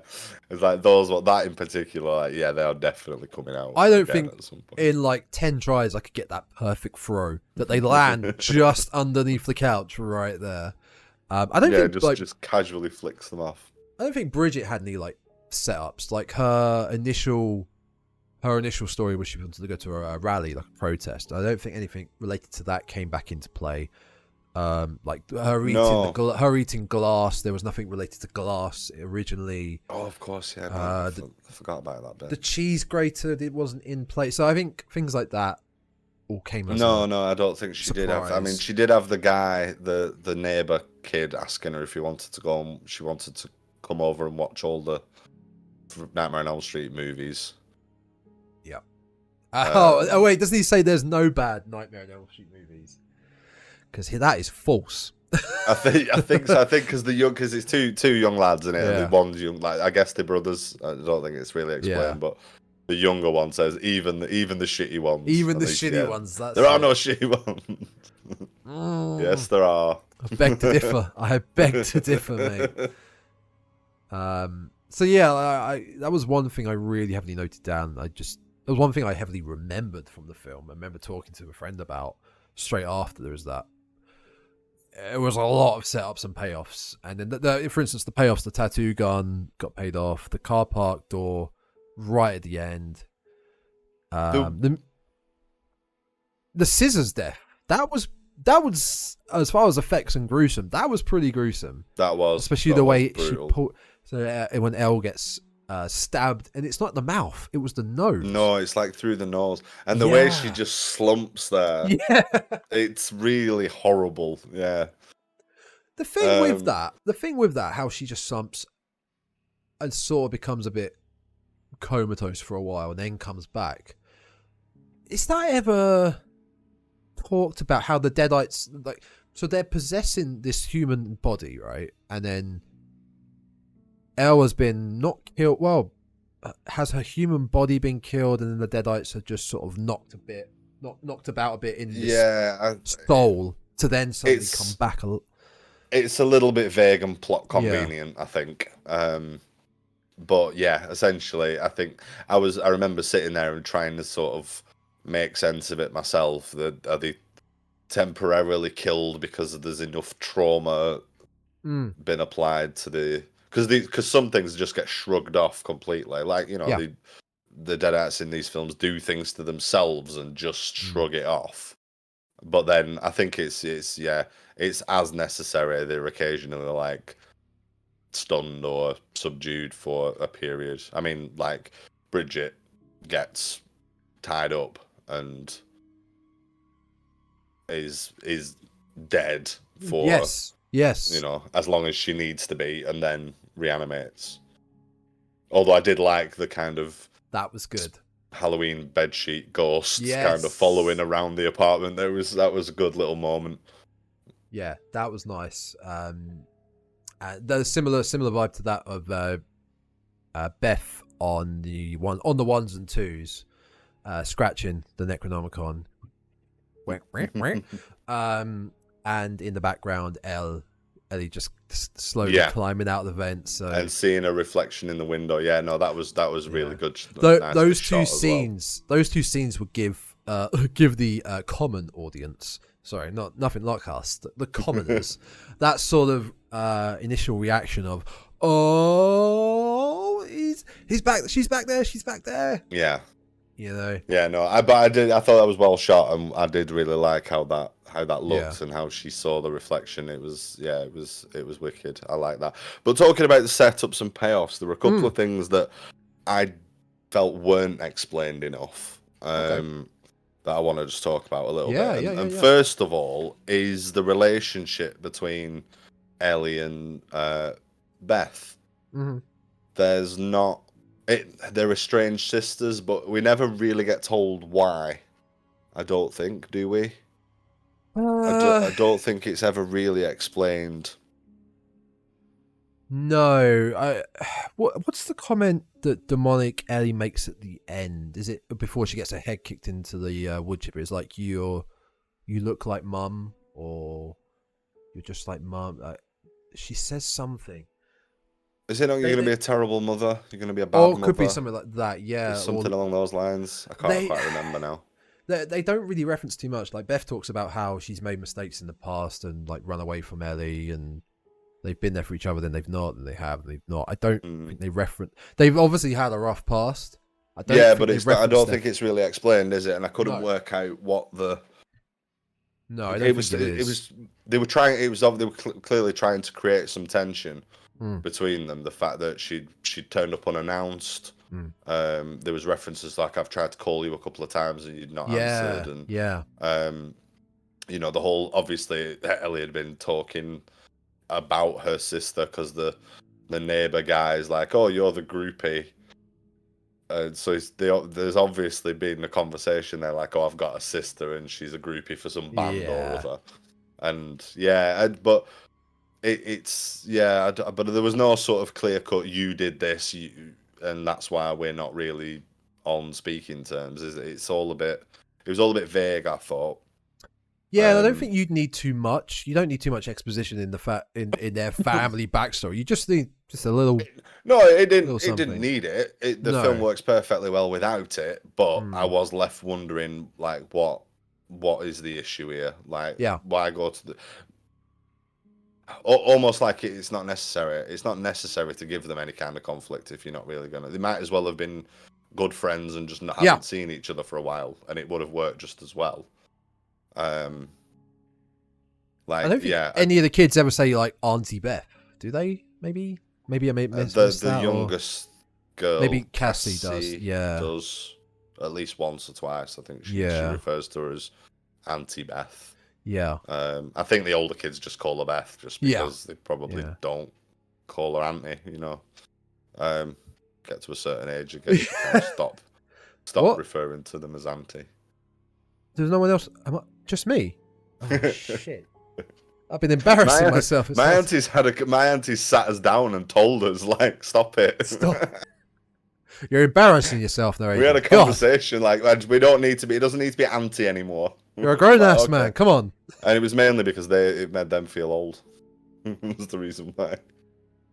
It's like you wouldn't go and call your nan, oh, Granny, at mid-30s. Gonna go see Granny today. No, that's a good point about them. They do have a bit of back and forth. There's a bit like Ellie's packing up, or because they have their money. Like Ellie's partner or their dad has run off, I believe, right? Yeah, he's just left them, and I think they're being evicted, so she's slowly packing up to move out. So there's a bit of back and forth about where have you been the last 2 years? I've not heard from you. Yeah, there's not too much really. There's not too much with the kids and Beth, to be fair. No, I mean, I guess they all got on. It wasn't like they didn't know who she were. They all got on with her and they all knew she was, you know, Auntie Beth. Yeah, but the tension was definitely between Beth and Ellie, but it may as well not. It's either tell me why or don't bother with it at all. It felt like they wanted us to feel it was a big deal. Yeah. But weren't giving us enough information onto why it should have been a big deal, you know? Yeah, agreed. Yeah. Yeah. So there was that. The other thing was I think we have already mentioned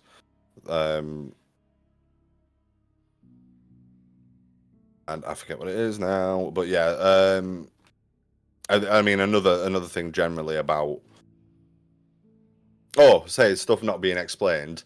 Yeah, we do know why there's a bank vault underneath the building that holds the evil book, because we did kind of skip over as to when the book makes an appearance. And we did have. I thought that was a great scene. It's a little bit hawky as to how it happens. Like, oh, there's an earthquake on a floor. A hole has opened up in the floor. I was in two minds at when it was happening. I was like, is this the demons and the Deadites causing the cracks and shaking the building, opening the hole so that they could then venture in and find the Necronomicon? And then unleash the full power of the Deadites. Like the Deadites were already about. The reason I thought that was because of the first scene, the first part of the film, which again I'm going to get onto in a minute because I want to talk about that. And that's why I thought they were already out in the ether, and they had somehow chosen this building to. That's where the Necronomicon actually is. They wanted to fuck up the building, gain the kids' intrigue, get them down there, and find the meat and potatoes of the Necronomicon and the vitals to really unleash their true power. But it was a bit hokey, but it worked. I think it worked. I think it was just bank. Coincidence, wasn't it? Yeah. It was just coincidence that there was an old decrepit building and an earthquake. But I liked it when he ventured down in there. And if you ever find a plethora of religious iconography in one place, you know full well you need to stay clear of whatever that is. So it was a classic, like, there's evil here scene with like the various crucifixes and crosses, rosary beads, etc., hanging up. Which is always a cool aesthetic. I think I always enjoy when they've got that kind of thing going on. It reminded me of the penthouse apartment in Wreck. The amount of Christian iconography everywhere around it. You know. Yeah. So we've got and then there's the I think there was prayers in Latin written all over the sarcophagus or whatever it was as well, which was. Do they say in the recordings as to why it's in the vault? Do they wanted to store it away? They wanted to get rid of it. Was it? Essentially, yeah. Yeah. I think it was. Yeah. I mean, it's a bank. The building formerly was a bank, so that is a bank vault, and these priests had. Well, somebody had stored it there. We don't know exactly who, because as we find out in the recordings, those priests all got effed up. They got jacked. Yeah. They all got, whichever the main priest, I guess, didn't, and I suppose it was possibly him, but he had to chop up all these priesty friends. Because he makes that comment about how he set fire to them and they danced, and the only thing that worked was bodily dismemberment, but even that doesn't work. But even that doesn't work, and the tiny little the extremities will still come for you or something like that. And then at the end, when we see the pool of blood from the wood chipper, there's bits in that are twitching. I thought was a nice little touch. It's pretty disgusting, but you think like, oh god, he was right, like literally. I mean, what is the way to kill them? I don't think you can. No. And I think that's the best thing about this iteration of the Evil Dead, is that the evil does not die. Yeah. Once you've unleashed it, that's it. There's no way to put it back. There's no way to undo the spell. Was there ever anything in the originals that it was like, recant this in the book and you can send the demons back to hell? In the first one, don't they burn the book? No, see, it's been a while. Yeah, I remember two more than one. There's definitely at the end of the first one, the book is destroyed. Yeah, and you get that wonderful claymation effect of all the Deadites melting and the maggots coming out of them and stuff.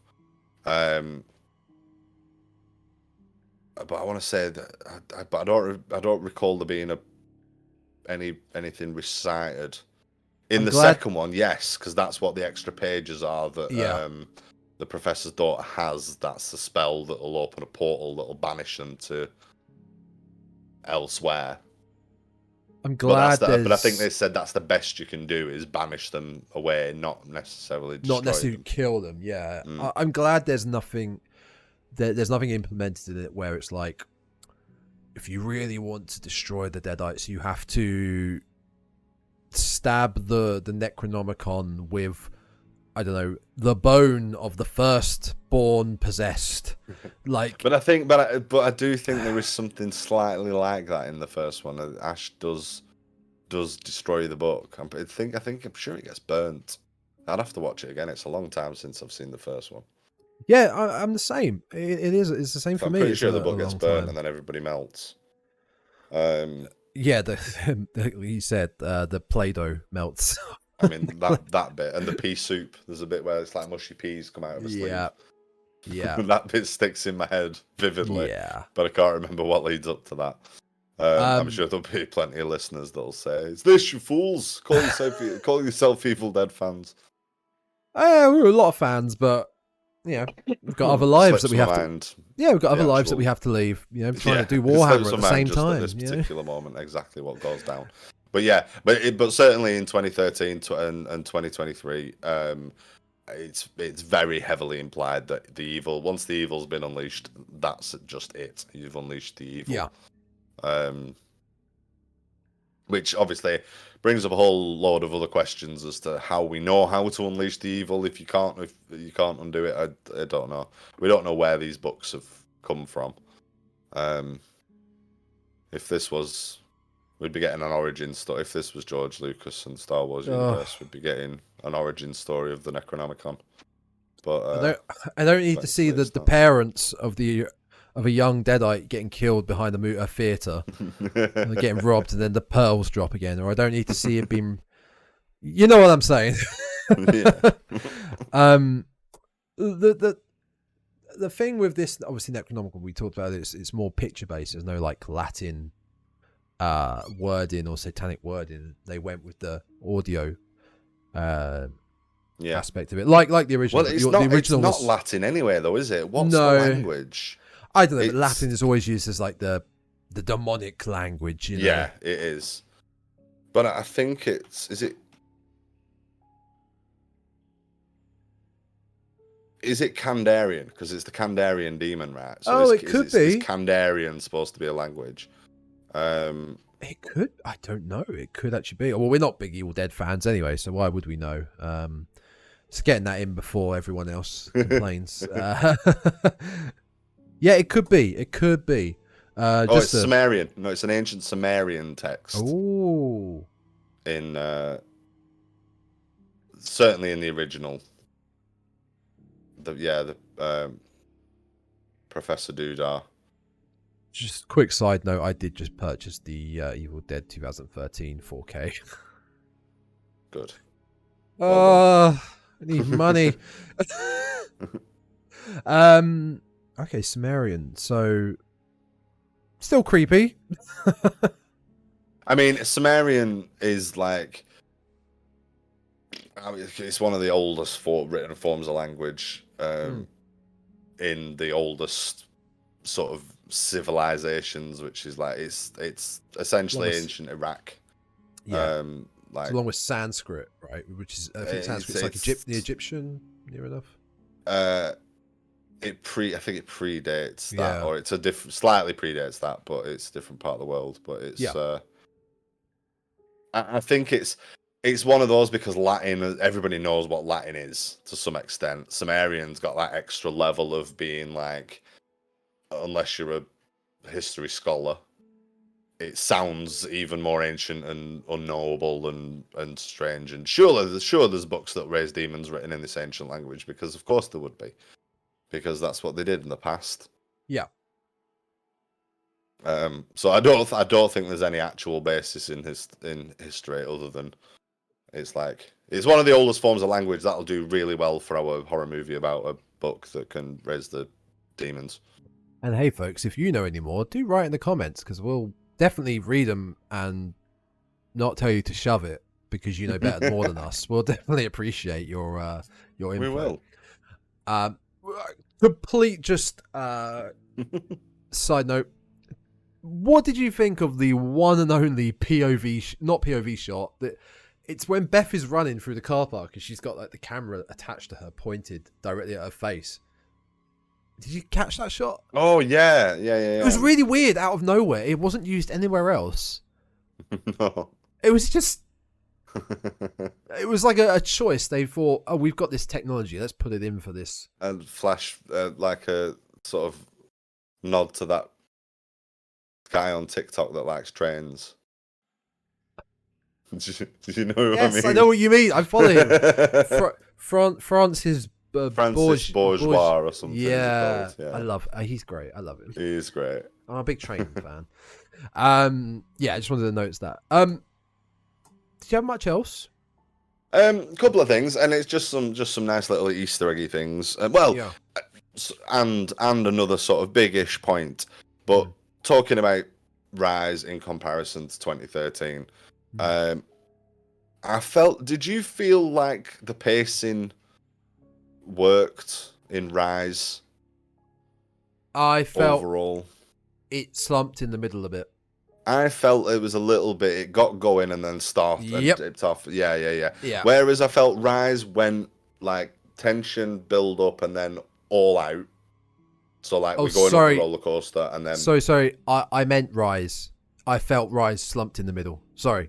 Yeah. Oh, you are talking about. Okay. 2013. It started off and we built the tension, and then once everything popped off, it was just like relentless. Horror. Yes. Violence, disgusting, and you feel all horrible and gritty and dirty at the end of it, and you need to have a wash. Rise started out, and then just when you felt it get going, it gave up on itself, and it tottered a little bit, and then I just had this.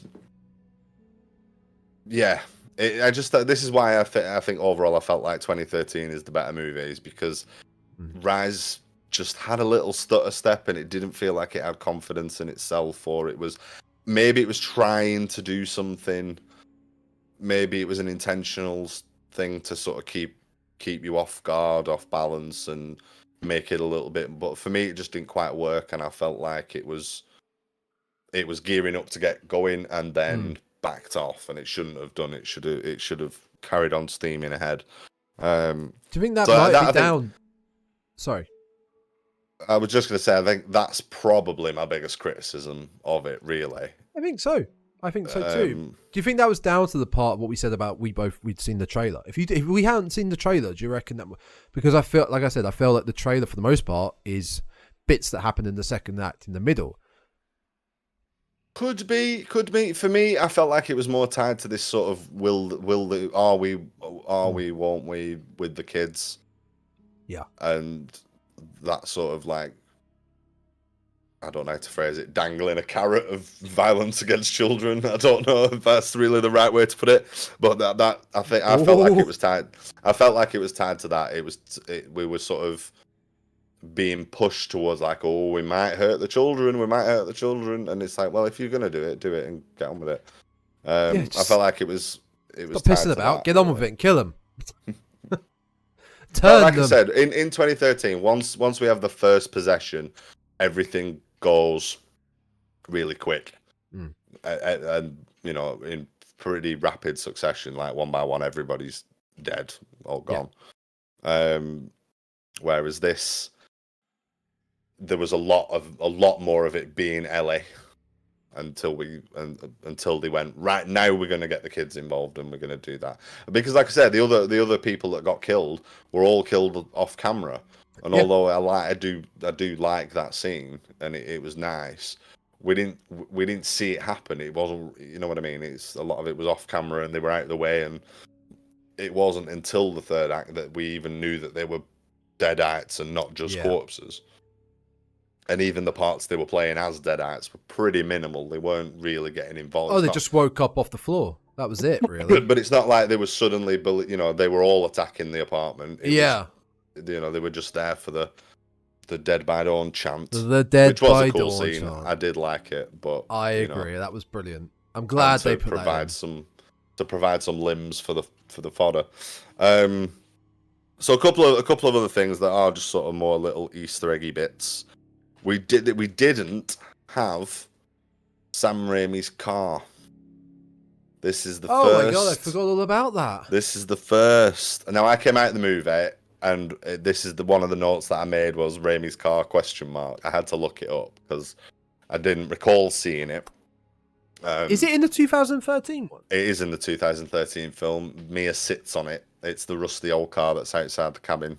Because I thought it was in films he directed. Obviously, he executive produced this, and Fede Alvarez directed the 13 one, so that's why I didn't know if it was in that one either. But I just thought it was in anyone he directed, like Spider-Man and it's definitely in. Yeah, it is in his films that he's directed, but it has been in every Evil Dead movie so far until Rise.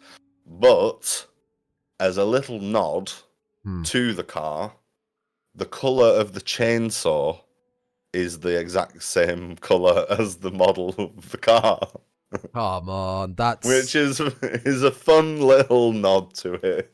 Why not just have the car in the car park? Yeah, it could quite easily have just been in the parking garage. There'd be no reason why it wouldn't be. But who knows? Maybe it's not in. Well, what was the last film Sam Raimi directed? Has it been in? It was Has it been retired completely? No, it was, I'm looking at it now, but it was in Doctor Strange 2 last year. Oh, it was, okay. It's still it's still rolling around then. It was in Drag Me to Hell. Sam Raimi did The Gift. I remember The Gift. The name rings a bell. 2000. I believe it was Gwyneth Paltrow, I think. Spider-Man, Evil Dead, Oz the Great and Powerful, and Dark Man. That's a shame. That could have just been. That would have been a nice Easter egg, just to be parked in the car park, just in the background, just in the corner. It doesn't have to be used. Doesn't have to be the main car they escape in.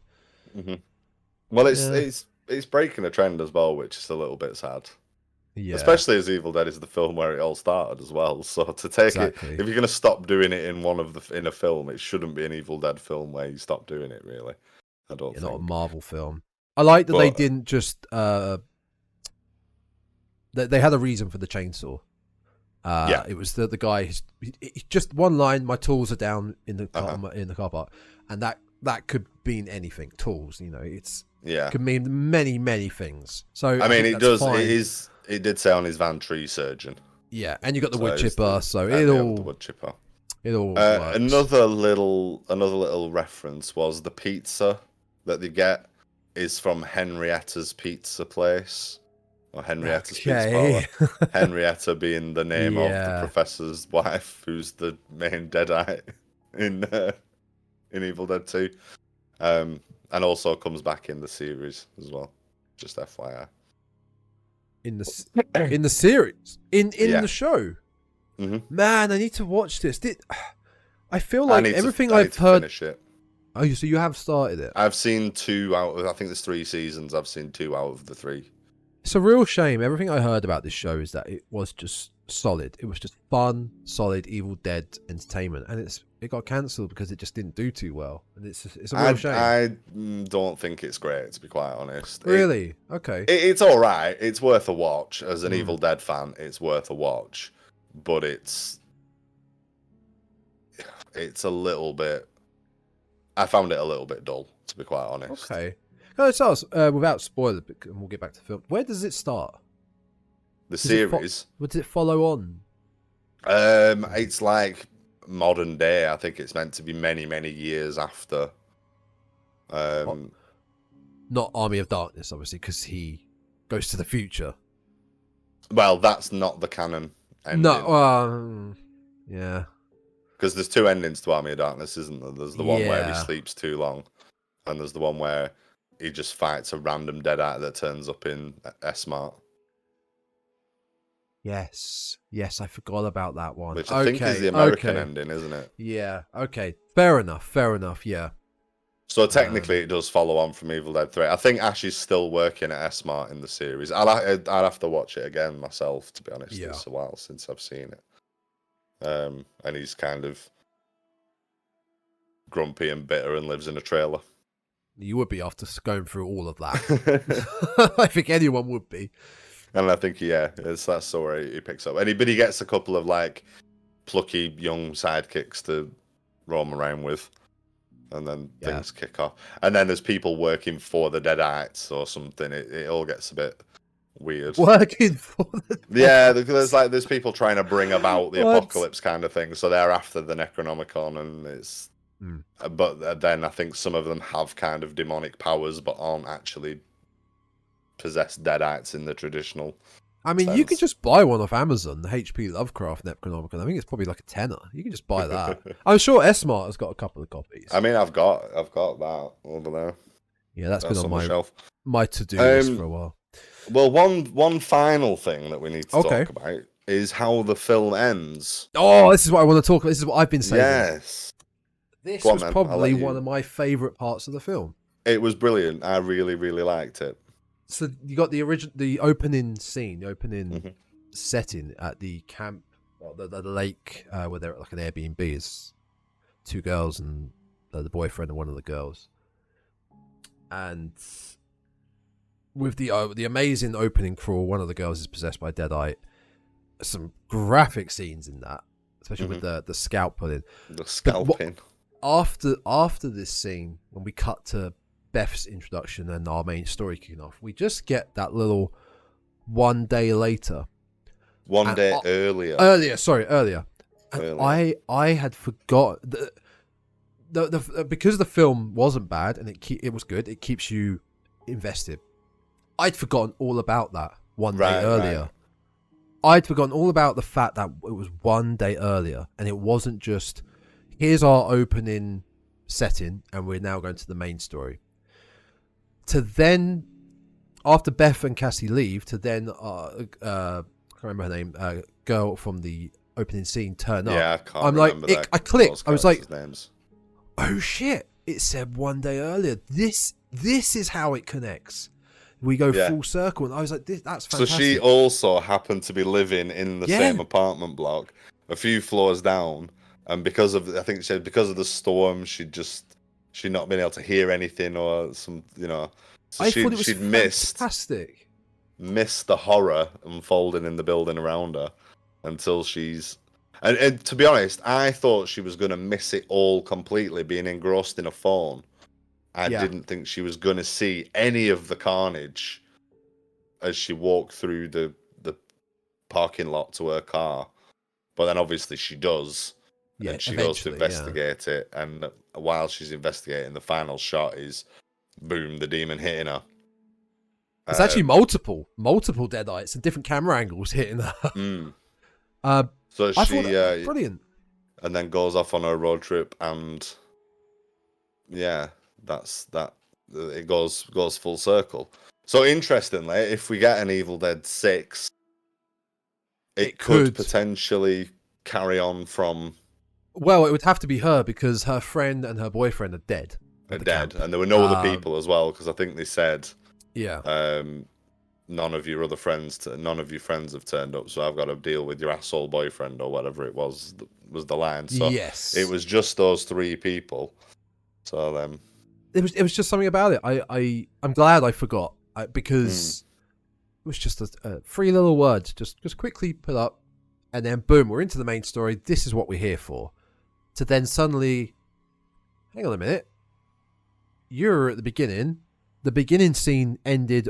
It didn't have a solid ending. It ended where there could be a continuation. I thought it was just really well done. I thought it was brilliantly written. It was. It was one of my favourite parts of the film. It was. It was good. It was an interesting little thing. Like I said, this one did some different things. It took us out of the woods. Yeah.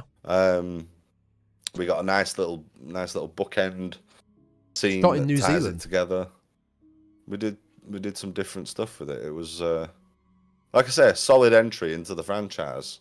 Just not quite as good as the reboot for me. There is no bad entry in this franchise. But there is no.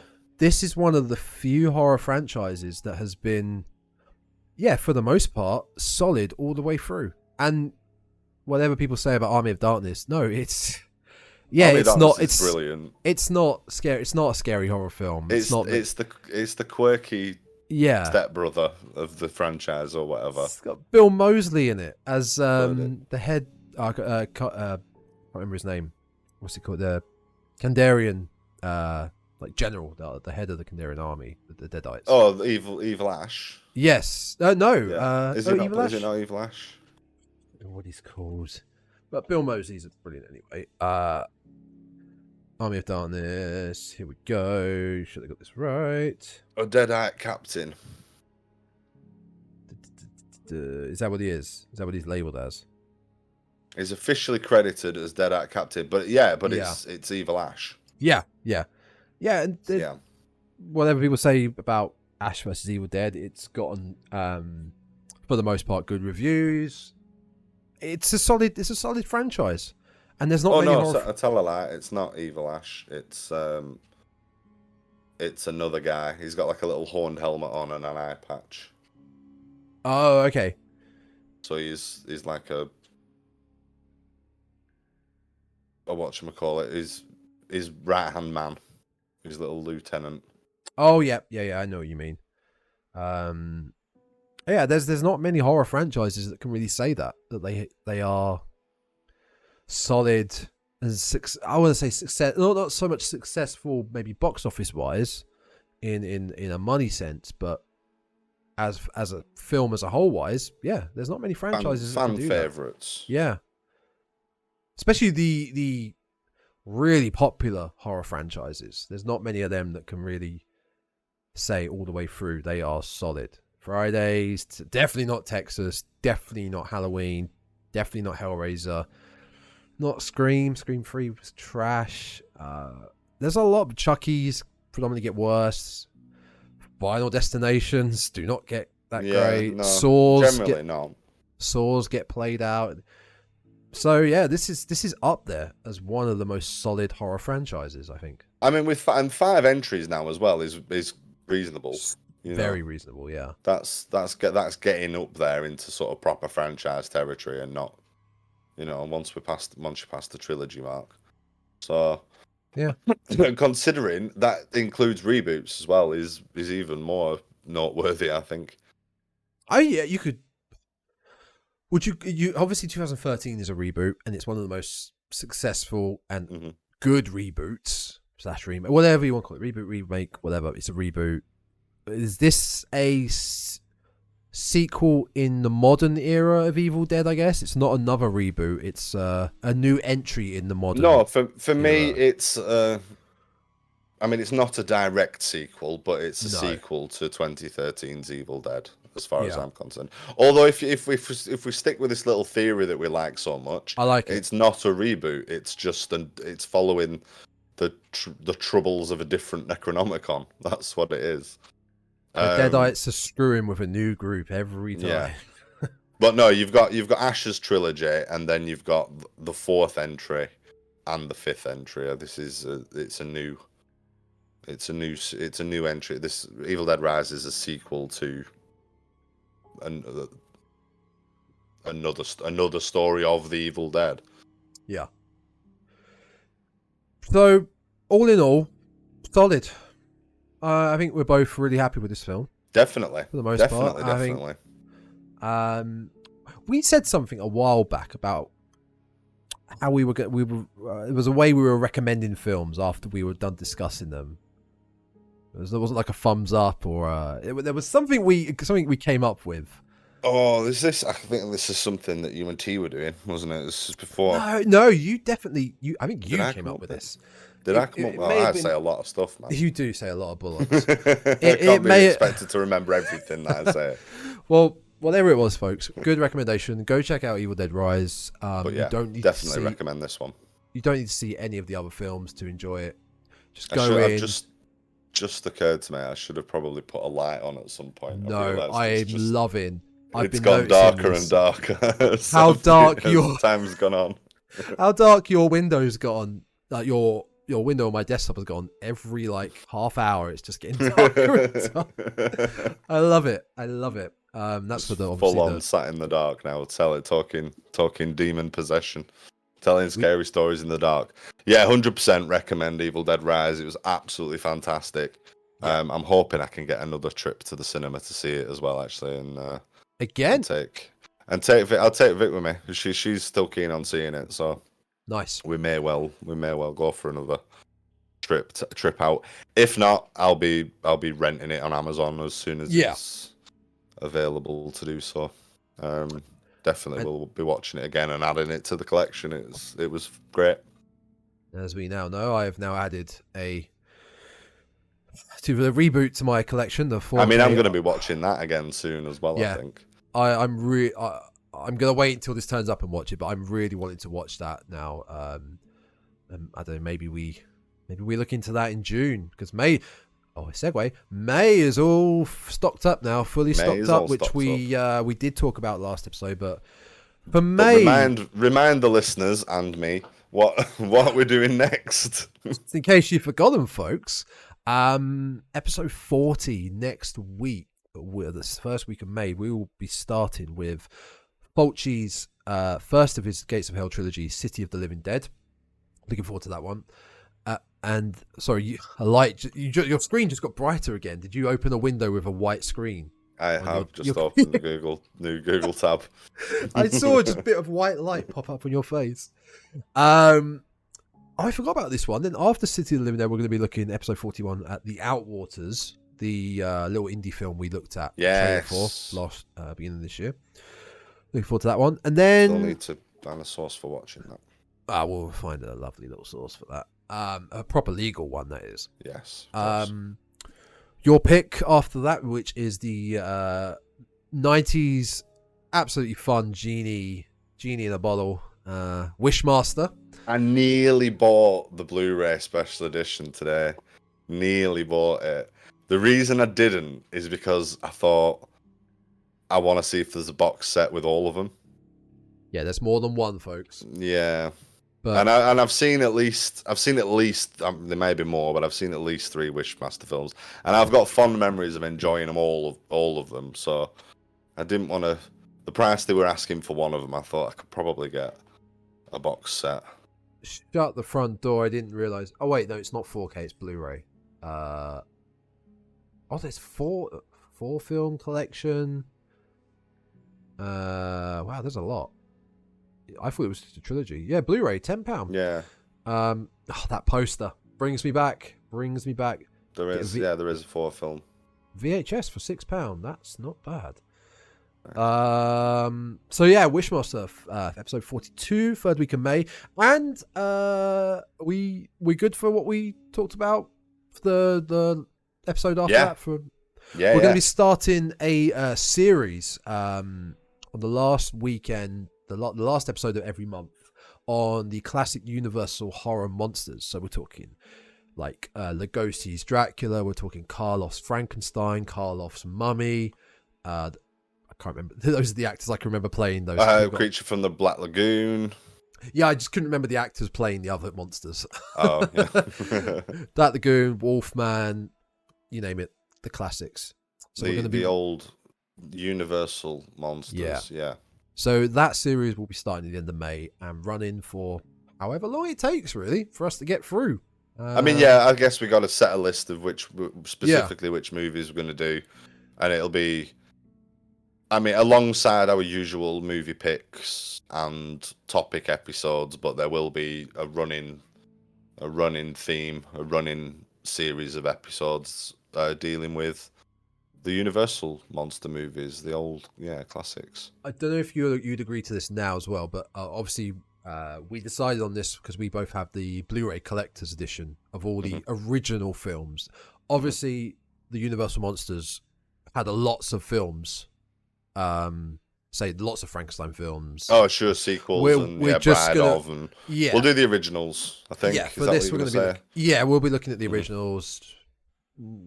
Otherwise, it's a big series to get him into. Not when Abbott and Costello meet the Mummy. And that is another series I would like it to. You want to do Abbott and Costello meet Abbott and Costello meeting the monsters.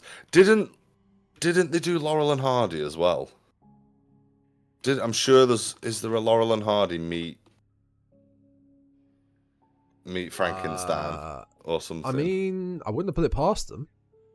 I might. I don't know. Unless I'm maybe thinking there's a spooky Laurel and Hardy film. Now, the one I really wanted to do was Abbott and Costello meet Leatherface. That has been on my to watch this for a long time. But yeah, those would be quite cool to look into in the future. Because I know Tarantino is a big Abbott and Costello fan, and it's always piqued my interest. Abbott and Costello meet Jason. Oh man, these are great. But yeah, that is that's your rundown for May. So that is what's to come. That will be posted on the Instagram and all the other social medias. Speaking of which, our personal social medias are below us. You can find all the information there. I'm still trying to work out that Twitter. I say still, I haven't had the time, so I'm going to try this weekend. But the Instagram is there with all the information. It is at the Dreadcast. You can find everything there. And you can find this podcast and all past content on Spotify, Apple Podcasts, where most of the downloads are seeming to come from these days. So thank you for that. Google Podcasts, Amazon/Audible, Podbean, and the YouTube. And the YouTube. It's not called on the YouTube. I'm so old, even though you're old. It's on the line. Put it on the line. It's on that internet. YouTube search Dreadcast. And You find get the all internet our on previous computers now. content. That is one of my favourite Simpsons lines ever. That is just, when he's reading the book about starting his internet company. Yeah. They have it on computers now. They have the internet on computers now. CompuGlobal, Apple, Meganet, Vice President Holmespin, The Simpsons speaking. Junior Vice President. Executive Junior Vice. I prefer Edgeco or Interslice. Edgecar, yeah. Oh, classic Simpsons. Right. I think that's all wrapped up in a nice that little does package. about wrap it up. Thank you ever so much, everybody, for listening. As always, we do thoroughly enjoy talking spooky movies, and always would love to hear your feedback. So yeah, as we've said, drop us likes, drop us comments, share amongst yourselves, your family, your friends, and until next time, stay spooky, folks. Dead by Dawn. Dead by Dawn.